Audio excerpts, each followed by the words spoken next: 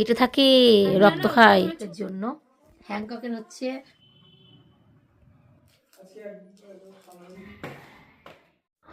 এখন কিন্তু শীতের দিনে মানুষ স্নান করে কোথায় একটু রোদ, কোথায় একটু চুলটা ছেড়ে দাঁড়ানো যাবে সেটাই খুঁজে। তো যাই হোক, সবাইকে গুড মর্নিং জানিয়ে আর একটা নতুন ভিডিও শুরু করলাম।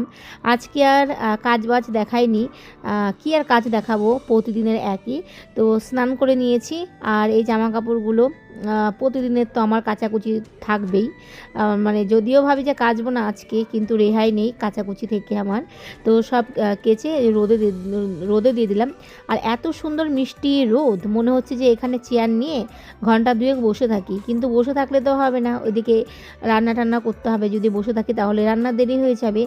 আর গাছগুলোতে প্রতিটা দিনই জল দিই, তবুও গাছের গোড়াগুলো শুকিয়ে যায়। মানে প্রায় 5টা পর্যন্ত, কিন্তু ওখানে 5টা না হলেও 4টে পর্যন্ত টানা রোদ থাকে। তো সেই জন্য ওখানে মাটিগুলো শুকিয়ে যায়, আর প্রতিটা দিনই জল দিই। আর করি এসেছিলো তোমার জবা ফুল গাছে, তো দেখছি হনুমানে খেয়ে পালিয়েছে। তো এদিকে আমি ডালটা বসিয়ে তারপরে গিয়েছিলাম ছাদে, ভাত আর ডালটা বসিয়ে। তো ডাল হতে বেশিক্ষণ সময় লাগে না, দেখবে মুসুর ডাল, মুগ ডাল, এই দুটো ডাল তাড়াতাড়ি হয়ে যায়, আর বাকি ডালগুলো আবার সময় লাগে। তো দেখো আমি সেদ্ধ করতে দিয়ে ছাদে গেছি, এসে দেখছি যে হয়ে গেছে। আর মুসুর ডাল মানেই কিন্তু একটু পেঁয়াজ, রসুন, শুকনো লঙ্কা, এইগুলো ফোড়নে না দিলে ভালো লাগে না। আর আজকে রান্না করব ময়া মাছ বলে কেউ, মোরলা মাছ বলে। তো এই মোরলা মাছগুলো নিয়েছিলাম কালকে, তো কালকে আর বানানো হয়নি বলে আজকেই বানাচ্ছি। আর যখনই দেখি যে মোরলা মাছ রান্না করতে হবে, তখনই কিন্তু আমার বর আবার খেতে বসে ডাল খুঁজবে। ও আবার অন্যান্য ডাল খায় না, মুসুর ডালটাই খায়। তো সেই জন্য একটু পাতলা করে টমেটো দিয়ে মুসুর ডাল করলাম, আর এই চচ্চড়িটা করছি। আর এই চচ্চড়িটা কিন্তু বেশি মশলা লাগে না, খুবই সুন্দর খেতে হয় বিনা মশলাতেই, শুধু নুন হলুদ এই টুকুটাই লাগে। আর মেন জিনিস সেটা হচ্ছে একটু বেশি করে কুচনো পেঁয়াজ দিতে হয়। আমার মাকে দেখতাম বেগুন দিত না, কিন্তু আমি আবার বেগুন দিই। আমি ভাবি যে বেগুন দিলে না এক্সট্রা যে জলটা লাগে সেই জলটা দিতে হয় না, বেগুন টমেটো এর থেকে কিন্তু যেই জলটা বেরোয় সেটা দিয়েই আলুটা সেদ্ধ হয়ে যায়। আর বিনা জল ছাড়া তো ভীষণ ভীষণ ভালো লাগে খেতে, তাই না? তো এটা হচ্ছে আমার ছেলের খাবার। ওর আবার খিদে পেয়ে গেছে, ও তো ঝোল টোল খায় না।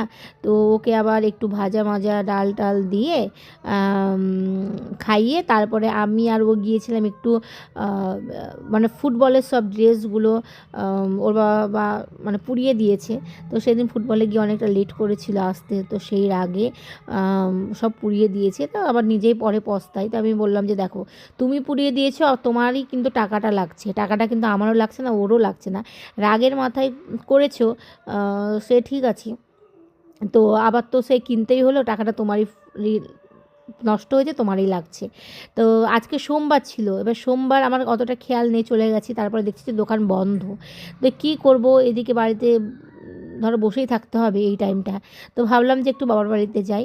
আর বাবার বাড়িতে গিয়ে এই দেখো এখন ঘরের মধ্যে বসে আছি। মানে এমন হয়ে গেছে না, শ্বশুরবাড়ি ঘরের মধ্যে বসে থাকতে থাকতে ওখানে গিয়েও বাইরে বেরোতে ইচ্ছা করে না। ওই গিয়েই একটু ঘরের মধ্যে বসি বা একটু ডাইনিংয়ে সোফাতে বসি, গল্প টল্প করে কিছু খাই, দিয়ে চলে আসি। আর আমার ছেলেকে দেখো সাজিয়ে দিয়েছে ওর বাবা। মানে ও একটা কেমন জামা প্যান্ট পরেছিল, বলছে না ভালো জামা প্যান্ট পরে যা। তো কেমন না, মানে এমন জামা প্যান্ট পরে দিয়েছে মনে হচ্ছে বিয়ে বাড়ি যাবে। আর কাছে দিদার বাড়ি, তো আবার এত সুন্দর সুন্দর জামা প্যান্ট পরিয়ে দিয়েছে। বাবা একটু সাজাতে ভালোবাসো ওকে। তো যাই হোক, আর আমি তো এই টাইমটা ঘুমোই, আমার প্রচণ্ড ঘুম পাচ্ছে। তো আমি এখন একটু ঘুমোবো, ঘুম থেকে উঠে তারপরে সন্ধ্যার সময় বাড়িতে যাব। আর এই টাইমটা যদি না ঘুমোই না, তাহলে মাথা যন্ত্রণা করবে, চোখ দিয়ে জল পড়বে, ছেলেকে হয়তো সন্ধ্যার সময় গিয়ে পড়াতে পারবো না। আর হ্যাংককের হয়েছে কি, হ্যাংককের তোমার খাচ্ছে না। তো সেই জন্য হ্যাংককের ডাক্তার এসছিল, দেখে গেল। আর এখন সন্ধ্যা হয়ে গেছে। তো আমার ছেলে হচ্ছে দেখো জামা টামা সব খুলে দিয়েছে। রুমের মধ্যে থাকলে অত ঠান্ডা লাগে না। তো একটু চা করলো মা, চাটা খেয়ে বাড়িতে চলে এসেছি। বাড়িতে এসে বাবাকে বলি যে আমাকে একটু পিৎজা অর্ডার করে দাও। তো এদিকে পিৎজা অর্ডার করা হয়েছে। আর এটাই ওর রাতের ডিনার হয়ে গেল, আর কিছু খেতে চায় না। আর দেখো এই ঘরের অবস্থা কি করেছে, সারা দেওয়ালের মধ্যে এই যে পেনের দাগ ফাগ সব লাগিয়ে রেখে দেয়।